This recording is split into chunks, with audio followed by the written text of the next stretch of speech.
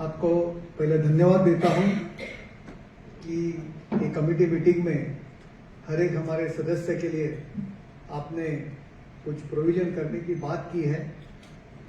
मैं वाइकर साहब ने जो मुद्दा उपस्थित किया कि जो अपन ने नियम बनाए प्रोटेक्टेड एरिया, उसमें कुछ ऐसे नियम बनाएंगे अगर आप कि स्थानीय निवासी और जो आपके नियम है उनके भले के बारे में, वहां काम होने के बारे में कुछ जल्दी से जल्द काम हो जाए, ऐसे कोई नियम आप बनाइए। मैं जो प्रोटेक्टेड मॉन्यूमेंट्स है उनके बारे में कहना चाहता हूं कि मेरी जो मालूमात है कि 3690 या 91 ऐसे कुछ सेंट्रली प्रोटेक्टेड मॉन्यूमेंट है, लेकिन वो प्रोटेक्टेड मॉन्यूमेंट में ऐसे मॉन्यूमेंट्स है कि राष्ट्रीय या अपने देश के महत्व के लिए उनका कोई भी योगदान नहीं है, देश के लिए महत्व भी उनका नहीं है, तो भी वो प्रोटेक्टेड मॉन्यूमेंट आपने रखे हैं। कर्नाटक में कुमटा में 2 अंग्रेज इंजीनियरों की कब्र है, वो भी सूची में शामिल है। बहुत से ऐसे लोग हैं, बहुत सी ऐसी घटनाएं हैं, बहुत सी ऐसी जगह है कि ये हिंदुस्तान देश में उन्होंने अतिक्रमण किया है, देश के लिए घातक वो लोग थे, तो भी उनके मॉन्यूमेंट्स प्रोटेक्टेड आपने किए हैं।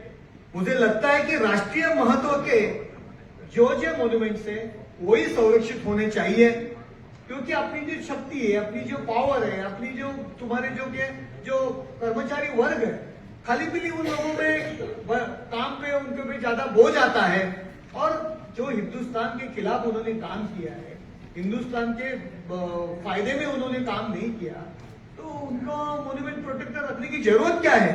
तो आप वो सूची एक बार वापस अगर तुम करेक्ट करेंगे तो अच्छा होगा। दूसरा मुझे एक प्रसाद स्कीम के जो आपने जो विकसित की है, लेकिन उसकी सस्टेनेबिलिटी कैसे सुनिश्चित किया जाए, वो कैसे चलेंगे, इको फ्रेंडली इंफ्रास्ट्रक्चर और वेस्ट मैनेजमेंट सिस्टम का क्या करेंगे। जो परियोजनाएं आप लोगों ने शामिल की है, वहां के स्थानीय जो समुदाय, स्थानीय लोग कैसे उसमें शामिल हो सकते हैं, ये भी आपने सोचना चाहिए।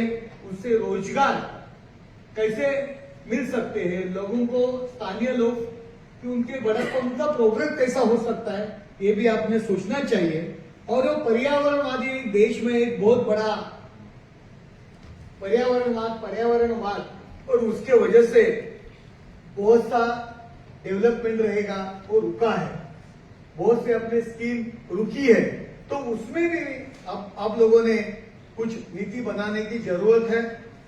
और national institute of urban affairs ने 2019 में हृदय योजना के लिए स्कीम आउटकम स्टडी करने के लिए रिक्वेस्ट ऑफ प्रपोजल जारी किया था। इस अध्ययन का उद्देश्य योजना के तहत किए कार्यों का आकलन करना था, क्योंकि योजना 31 मार्च 2019 को समाप्त हो गई। यदि सरकार हृदय योजना को सफल मानती है तो आगे क्यों नहीं बढ़ाया?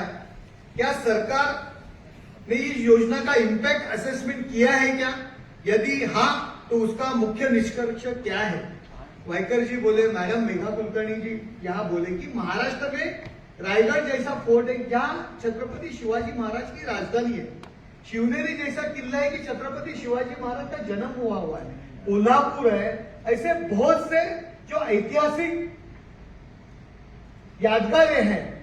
लेकिन अजिंठा वेरूळ है, जो आप लोगों ने जो कुछ स्कीम बनाई है उसमें महाराष्ट्र का एक भी स्थल नहीं है।